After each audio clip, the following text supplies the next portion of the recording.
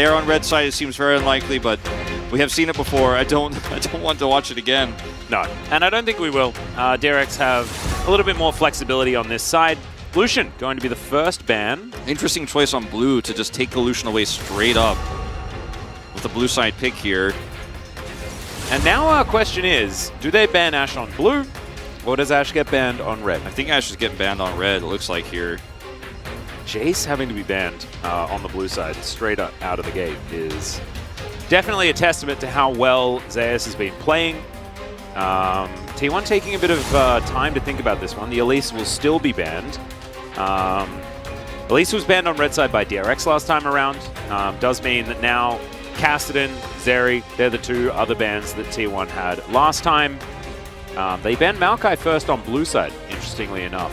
Obviously not wanting to go towards that as far as their game plan. Just making sure that if their Caitlyn or the Lucian is up, they're not trading it. Yep. T1 making sure that's not a Maokai first pick. And DRX look a little bit lost here. Yeah, what is this ban going to be? A missed ban in first phase is unacceptable. I mean, that is like what happened during the break. Like, what did you guys discuss? No, you can see the coach looks a little bit upset about this missed ban. Like, unless it's like a client issue or something like that, but it's so the Sejuani going to be the ban here for T1. They are going to find a ban. And now, Caitlyn, Ashe is a lot of choices. So this is great for Beryl. We'll be able to pick this one up. So can't use his skin yet because it's not made. Not yet. Bit of a shame. But, you know, I think, though, Ashe will be pretty strong throughout the year. I think he'll get a chance. Now, you do give the Caitlyn with this Ashe pick, the Caitlyn Vara, so we've seen this one already. You specifically mentioned, I think, in Game 1, we were talking about the draft, the power of this Caitlyn support for Keria. And it's going to be Jhin into this. This is... How many 80 carries can we put on the bottom side of the map? What about Ashe of Felios? Let's just do that instead. If you had banned the Caitlyn in that final ban spot, you'd be feeling a lot better about your position here as DRX with a blue side pick. But with a missed ban here, T1 have a lane they've shown they were very comfortable with. Yeah. And Ashe could be great in terms of setting things up for you, but the Sejuani was banned. Like, T1 are like, okay, they're fishing for Ashe. They're definitely not going to get Ashe Sejuani. And this is not unplayable or anything like that, but it is going to be a bit awkward here with the Wukong because the follow-up for the Ashe arrow is going to have to be a deadly flourish, so your Jhin has to be very close by. Still can be very much a pick composition here with the Wukong now. Oh, absolutely. Those objectives. I think that DRX do have decent tools to handle this. If nameplates are off, I'd be like, all right, well, you know, Ashe, it's a lot of vision control. The follow-up from Jhin is good. You can use the arrow to set up for curtain calls. A lot of pick potential like you're talking about. As Faker is going to priority pick the Azir. Oner's champion pool is now going to get attacked just a little bit. But Faker can protect this Azir pickup. Wants to have a bit more agency in this game, and you don't really blame him after being on Victor duty in Game 1. Probably see a Sylas ban as well here, and if DRX want to take the Cassante Gnar handshake, Sylas becomes a lot more powerful. Yep. And we've seen Gnar do very well with the Ashe because the arrow could set things up. Vi's off the table. Yeah, probably. What are the likely jungle bans? I mean, we have seen Viego pop up a little bit. I don't think that Oner is intending to play it in this comp, but I like Viego if there's Lissandra. Lissandra Viego I've always been a bit of a fan of. I think Oner's going back to his Lee Sin, unless that's banned away, as LeBlanc is actually going to be the choice here. I like that ban. Likely going to move back towards the Akali. What if Oner is going to play Sylas jungle? Ooh, that'd be cute. Poppy going to be banned. It's a lot of magic damage, so I don't think it's going to happen, but... Ooh, Garen jungle. That's what okay, we're just Italy. Yeah, sure. All right. Well, looks like if Renekton isn't taken here, this draft just speaks for itself, doesn't it? Oh, dear. And if you take Renekton here, they have counter pick, so they have to take it. Yeah. And it's not amazing with Ashe or Jhin. You have a little bit of follow-up, when you have Ashe arrow into Deadly Flourish and then the Renekton runs in, but he could just be booted out by the Azir, not to mention Chains of Corruption, very strong here. We've seen champions like Tryndamere work really well with this type of Jhin setup. Renekton going to be a similar idea, but hard to close that gap. You don't always have that much agency see what the mid pick will be now.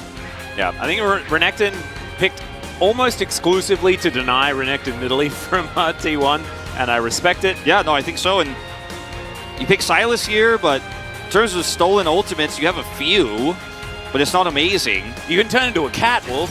Yeah. That's pretty cool. I don't know if he wants to do it, though. All right, Sion. That's that was the obvious pick. I don't know why I didn't assume that was coming in. As Sion to round this one out. So it's an eclectic draft here from T1, to say the least. We'll see whether it does work, as DRX have something very, very standard. I do really like being able to pair Ashe with a champion like the Sylas that can steal things away from T1. This whole draft could have been so different if there was a Caitlyn or a Varus in that third slot, right? You could feel like a lot better about your Ashe bottom side pick. You'd have so much more flexibility in how you want to draft this one out, but because of the Nidalee forced denial here, like you tried to choke Oner out with a Poppy and Vi-Bands, but then he becomes even more powerful and even affects your draft because of this Nidalee pick that he's so good at, and it feels like DRX tried to stop something from falling apart in this draft rather than building a strong foundation, you know? Yeah. It feels like clutching to a toppling Jenga tower rather than building an amazing, you know, really clean Lego set or something like that. And I don't hate the draft or anything, but all these pieces don't work necessarily well together. It's like, okay, well, they got the Caitlyn support pick. Well, we're going to run Jhin into this. Like, this can work, but is it strong into this? No. Could we took the Renekton away? They can't have that. But does this work with our comp very well? It works okay. And I think T1, even though the draft is very unusual, it's proven. Nidalee for Oner, proven. Caitlyn support with the Varus for Keria, proven, right? Yeah. And just to go back to it, because there have been a few memes about Oner's Nidalee, he does have over a 66% win rate on the champion. So even though he does get a few things being thrown his way about some of the games, definitely has found the victories. And in this composition, does it really work? Not entirely sure. Will it matter? Not sure about that either. Let's hop on to the Rift.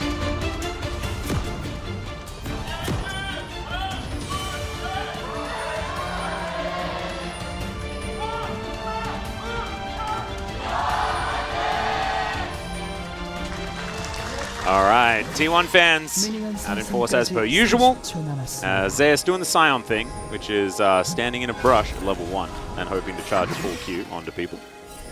Spear not going to connect. Still have to respect that they're in that bush, potentially. With the Ashe, you will potentially lose the game if you just walk into that. Yep. Really good check, though, with the Nidalee. Going to be starting the blue buff off, looks like. I thought, perhaps, but no. Pathing top side, so we'll be trying to make an impact bottom there. Start bottom and then path top here. Maybe you could set something up with the Scion, but that CC of the Q is very conditional versus a Renekton. Is indeed. The double Hail of Blades to come through from Keria and Gumayusi. Just one Hail of Blades for Beryl, but it's sort of understandable here. No cleansers being picked up from anyone. A late Sylas gank. Okay, that's a move, as Fate is just going to wander back topside. But the wave has already crashed, so Faker is going to have a pretty good start to this one. It was already going to be difficult for Fate to be able to claim very much control.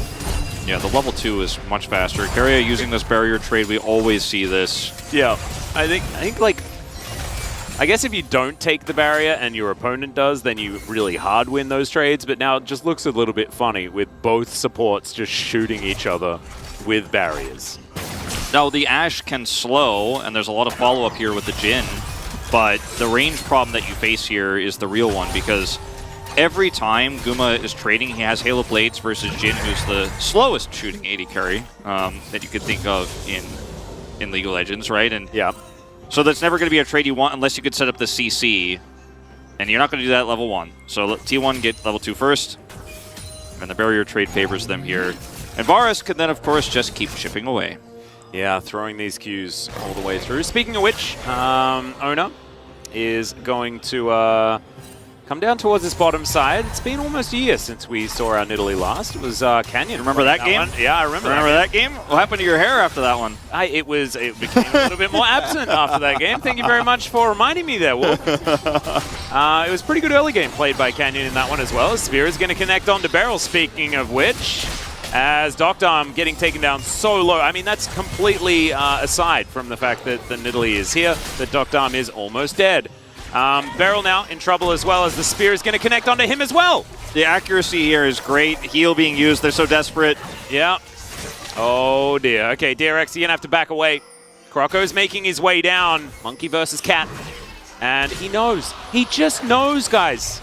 I mean, map hacks. Yeah, anyone who's dissing Oner's Nidalee probably going to be pretty quiet right now. Where's that one guy on Reddit? That one guy on Reddit, he's like, today I am not going on the internet. Yeah, might want to stay off. Not going to be a good time. Well, I mean, it's only 3.5 minutes in, so, you know, maybe there's time. So far, we'll see. Pretty good. I mean, Nidalee's damage at level 3, not amazing. So it hasn't been super impactful just yet, but helping push that through is Faker baiting this one. Oner coming in, misses that spear. So maybe he's waking up. We'll just have to see. Fate can use his flash, though. So still, successful gank here by the Nidalee, as Oner just pouncing forward, having a good time, trying to get this wave into a good spot for Faker, as Croco a little bit behind the play. Of course, Nidalee pretty good at just doing stuff real fast. As, yep, walks into a trap. There's a cute little knock-up from Zeus. Last time we had this top lane matchup that was like kind of like cool and back and forth and fun stuff was happening. This is the opposite of that. Yeah. Rascal having a party in a queue. Oh my, that was not the one he wanted to take. Situational CC. Yeah, oh. Situational CC, Atlas. I think I cast a cursed Rascal real bad there. Well, I was like, don't worry about it, man. You know, probably should have looked at the minimap. Yeah, when we were watching that, I was like, do I tell him? Because, I mean, the thing is, Nidalee works extremely well with CC because of her spear, right? That she has the follow-up burst. That's why she's so great with Renekton. But if you just eat a Q, and normally you're not super psyched about the Scion Nidalee because setting up for those knockups is really hard. Situational CC. Yeah. Yeah. Conditional CC, rather. If Rascal just has a party in it and then and stands in the middle and then dies, then it's a different story. So, well, he is gonna TP back here, and he has a pretty significant CS lead. It's not the end of the world here or anything like that, but Nidalee getting online very early, making an impact on the bottom side. 20 CS up here is as far as Caitlyn lane, and yeah, this is like, you walked into this one for the CS, like this is so perfectly placed for Zeus. He's like, oh, okay, in order for you to get those minions, because I pulled it back towards the turret, you have to be in range of my Q. I'm going to get knocked up, and I'm going to hit the spear. Yep. Got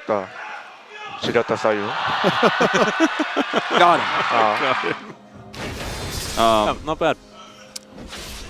I gotta say it's not feeling very hopeful right now. This game state. Want to bet some hair on it? Nope. Okay. But I learned from you. I learned from the best. Okay. Yeah. Never over till it's over. As Emperor's Divide. Divide's not too much. Faker, he's going to land his, and that's the spear. Okay, what's going on? Just too good, man. What is going on? Another conditional CC. Like, I mean, that is, you can't, Oner cannot tell anyone like that was planned. Yeah. Say, all right, so hold on. Now he's going to miss his ult, and then you're going to ult right afterwards, and I'm going to line it up with the spear perfectly. Yeah, we need to get comms. We need to get some comms, see how well that was planned. As Croco almost walks into another spear. Oner is reading him like a book right now. And it's as if T1 to the team with the Ashe.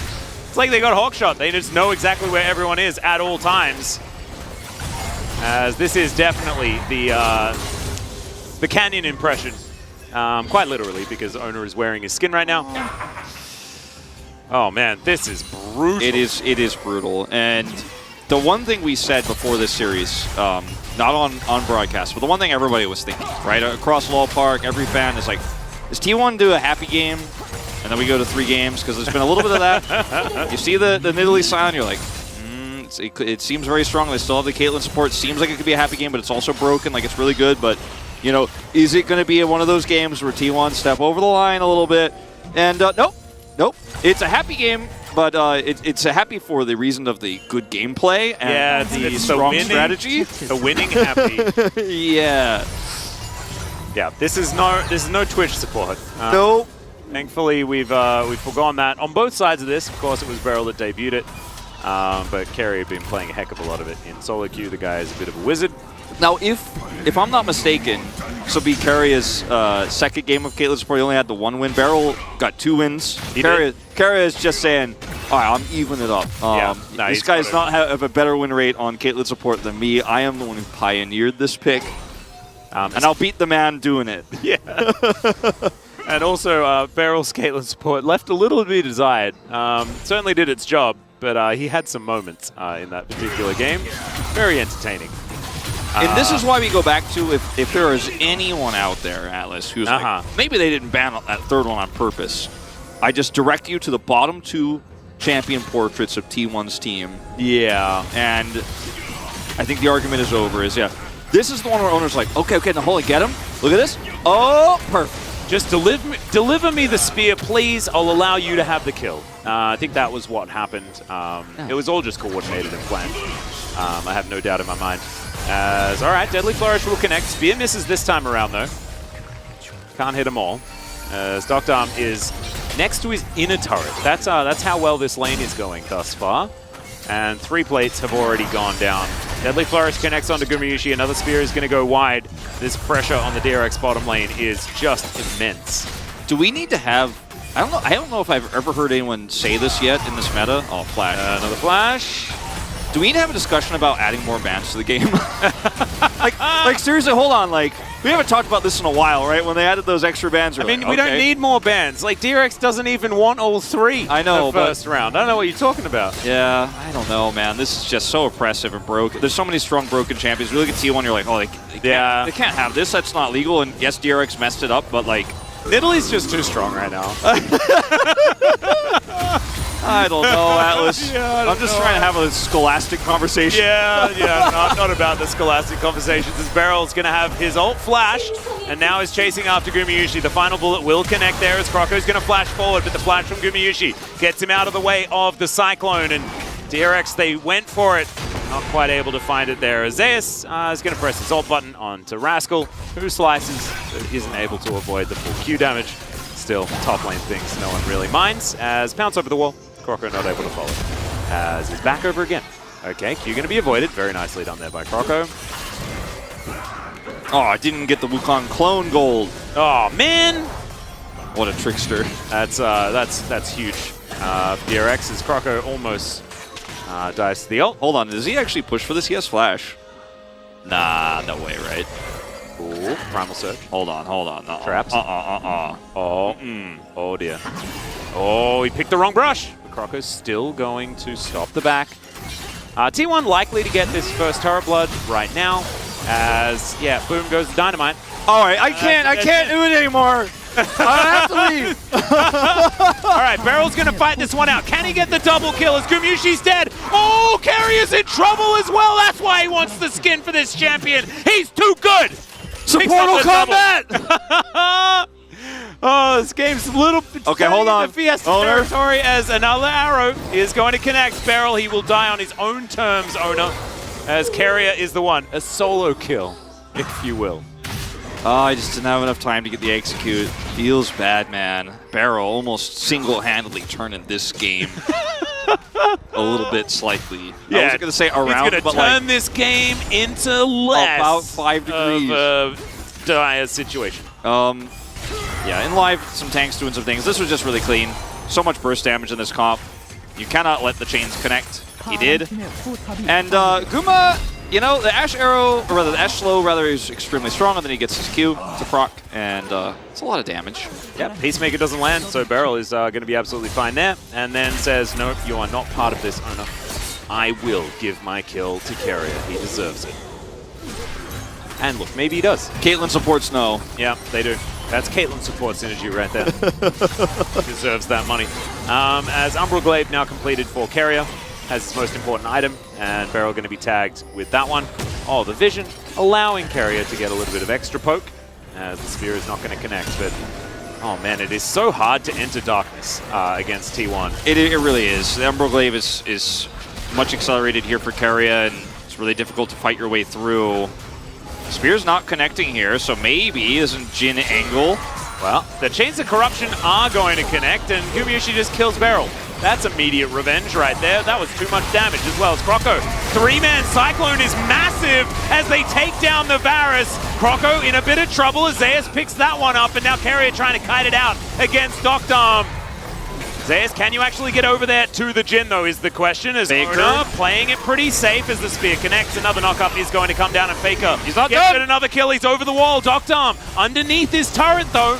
So he will survive for the moment. Oh, it's so close to get him with the Emperor's Divide there, but Doctorm lives to tell the tale about this Game 2 here in this DRX T1 series. Yeah, lives to write the story of, like, the warning of this cat lady keeps throwing sticks at me. It's just not... Is it okay that it may be the two best Caitlyn players are on the same team? Now, Deft will have a word. All right. Like, he's like, hold on, you got to put me in that conversation. Well, but I'm like, I mean, hold on. This is one of those favorite superhero moments, like at the water cooler. Well, Faker gets his back stopped. There's the curtain call as he shifts and he's just out. Yeah. So, you know those conversations you see on the sitcoms where, like, does Batman beat Superman? There's like somebody tomorrow is going to be like, did you see that game last night? Is Keria better than Deft at Caitlyn? I don't know. Like, you have to think about this. Yeah. Playing support's not a fair conversation, but there's two great Caitlyn players on this team. I mean, let them have it. Just let them have it. Okay. So wait. So Keria and Gumayusi are both undefeated on the Caitlyn. Yeah. So, but Gumayusi's 9-0, and Keria is about to be 2-0 if they can win this. Man, it's actually, there's a lot on the line here, because if you think about it, if DRX win this game, then Keria goes to a 50% win rate, and that conversation that you're asking to have, Wolf, I just laugh. I'd laugh you off the stage. Yeah, it does make things a little bit more complicated, doesn't it? Yeah, it does. It's a real worry. We'll see whether Keria can hold on to that 100% win rate. Because that is when that water cooler combo becomes far more interesting, like we were talking about. Yeah. That was actually very nice. Securing of all those minions underneath the turret. If Keria loses here, it's like asking if Aquaman could beat Superman, you know? Yeah.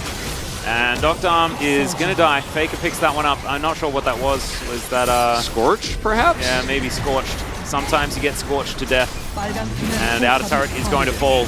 And as soon as this map extends, just to go back to the game for a second. No, just talk about just nothing for a bit after that, because we won't really need to. As opening up the map against this squad that has an Italy and has Varus, has so much pick potential, it becomes so difficult to play this game, especially as Croco, right? Like, how do you walk into your jungle? You kind of just can't.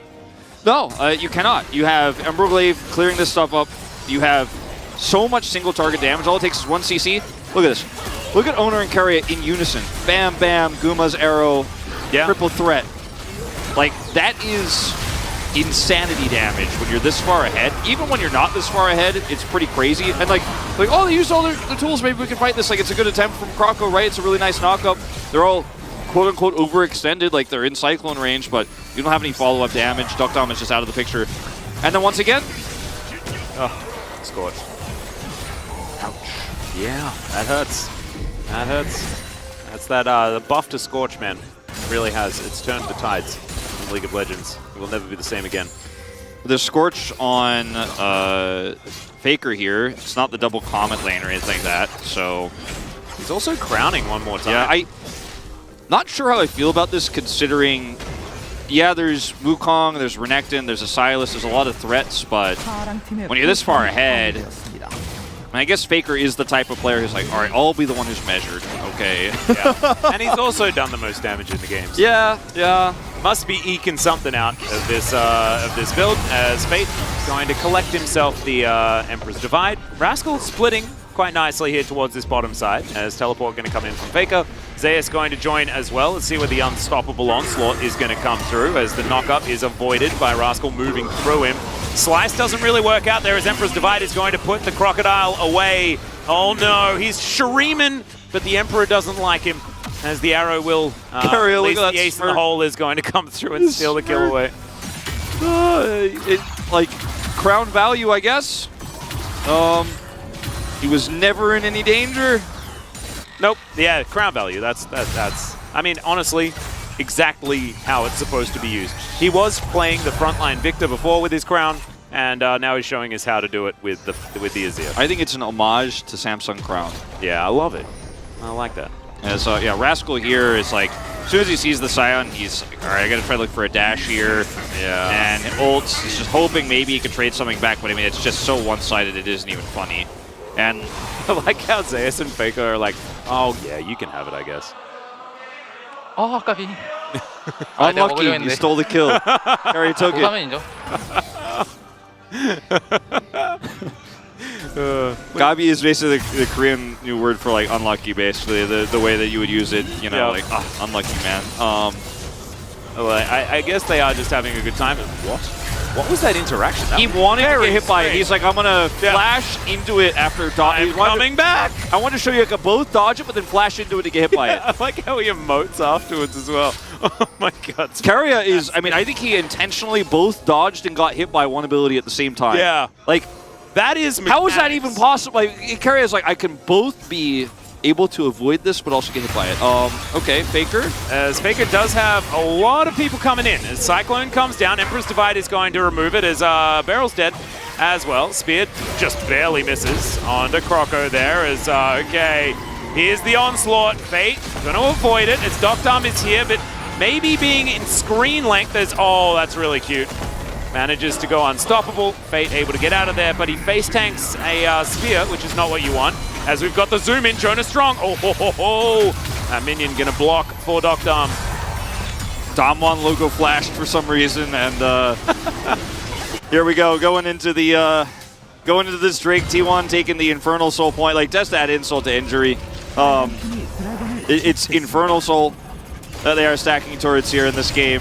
Oh, I didn't even notice. I hadn't really been looking at the dragons. And before anybody says, this is going to sound like the meanest thing I've ever said on cast, but before anybody says, like, I can't believe these casters are disrespecting the game by making jokes about how one side is and how over it is, this is the most respectful I think we could be to DRX. Yeah. This is the most respectful cast we can give them. Yeah, this is, it's a little bit rough. It is a little bit rough. And this isn't out of respect or not lack of respect. It's just about a game that has run its course. Yeah, and like, if T1 can have a happy game where they win it really hard, casters can have a happy game too. Yeah, and we're having a really good time. Yeah. Hang out with you guys. You get to experience some really beautiful Nidalee play from Oner, who honestly has just performed exceptionally well on this champion. A champion that, you know, even his teammates meme about with him as well, which is like, it's just really cute that he had his opportunity to play at the T1 Baron at 20 minutes and 39 seconds. Caitlyn trap set up here. Uh-oh. Chance of corruption. That's another pick.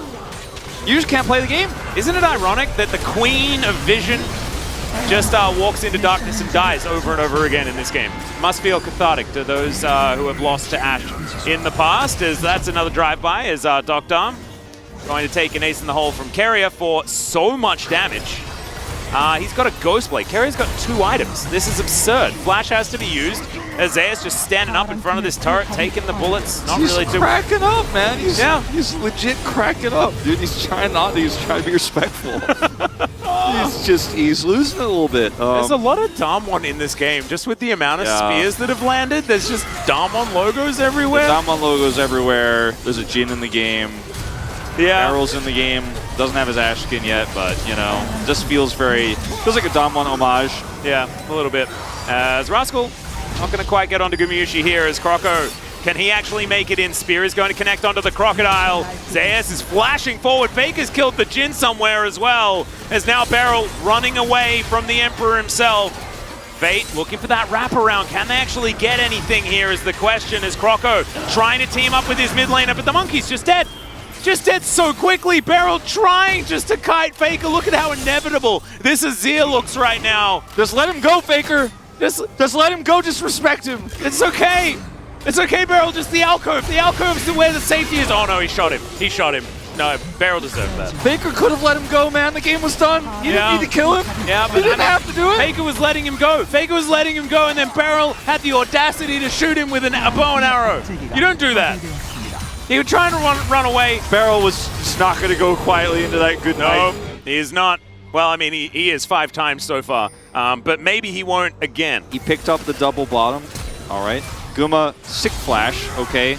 Pulls this one off, gets the root, and then dodges this from Duckdom. The curtain call, not the curtain call, the other thing, the flourish. Deadly flourish? Yeah, dodges that. Hard names for Jin, man. Why is Yeah.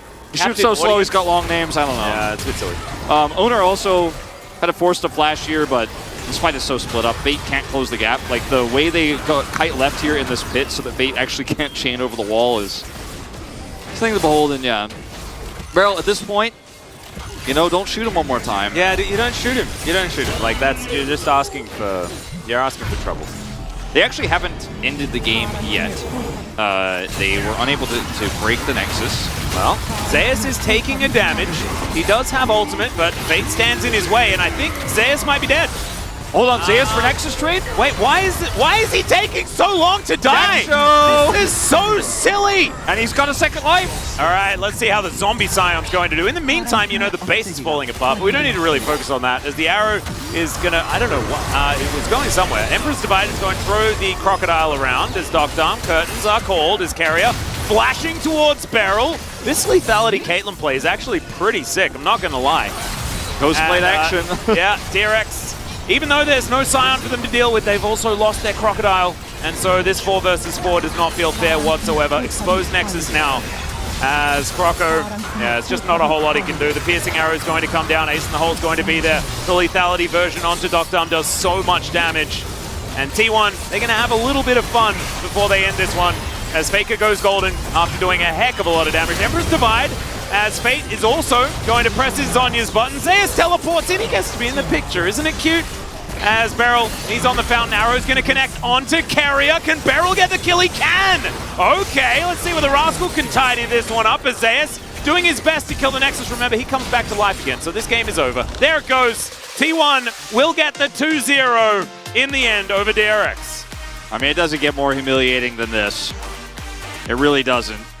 I mean, T1 just show up, they get gifted the Caitlyn support with Varus. They play the laning basically perfectly, have Oner camp bottom side. He's like, I'm just going to play Nidalee.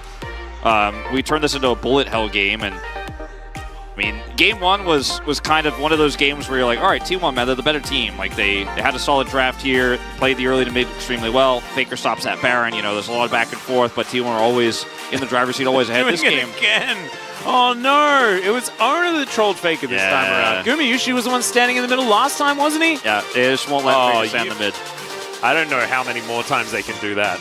That is not it. Oh, mini ceremony here. And Zeus was like thinking to himself, I was like, I could have done it a little bit cooler. DRX now on a 4-loss streak. Their next opponents, as mentioned before, KT Rolster and Hanwha Life Esports next week as we crest Week 5 and the end of the round robin. So, yeah, I mean, as much as we don't want to talk about the storyline and how rough this is for DRX, like, you just got absolutely stomped, and nothing about that second game was fun or even playable. The picks, the constant chains of corruption into long-range burst, it just felt sad. It really did. It did, but I mean, the expectation wasn't there for DRX, right? Like, this isn't a team, like, yes, the name of the team just won Worlds, but only Beryl, as a part of that team, was there. The rest of it, they're all trying to rebuild. As Keria, that was very, very cute. Yeah, it's not that same Worlds rematch that we like to talk about. And this was an absolute shellacking, just destruction, devastation by T1. But I don't think anyone was realistically expecting anything else. So I wouldn't be as hard on DRX, but like moments like this just show that the team hasn't figured themselves out yet. I mean, they missed a ban in the first phase. Yeah. And Caitlyn and Varus are up. This will be the last time I mention it, but like, that's not something that you get to just go home and be like, oops. I mean, that is why this game was so incredibly one-sided and extremely unfun and literally unplayable, basically, outside of the the very beginning where things looked like, okay, maybe we could do something, it was just like, all right, well, Caitlyn Var's going to push us in.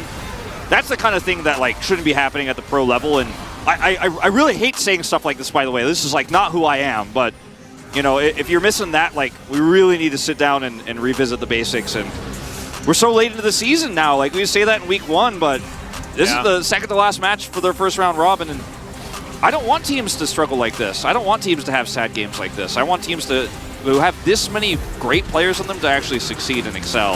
And also this is, like you say, it is a team with great players. Even though they're not the players that won Worlds, they are players that have been great on other teams. So, like you say, it certainly is disappointing as Jack Cho is really silly, not to mention just Zeus in general. On this very, very tanky Scion, as, man, like, we haven't seen, like, we've seen a few pick compositions put together, right? But, like, the Nidalee pick comps we haven't seen for years. And this one was played really beautifully. And from the beginning, too. I mean, before he even had items, before this was a fed Nidalee, right? He was actually hitting spears just non-stop. Yeah. And then they're like, suddenly like, okay, all right, hit the next, hit the next, hit the next. Faker's the biggest smile that we've seen on him for a very long time as well. That's so funny. And we talk about happy games. They definitely had a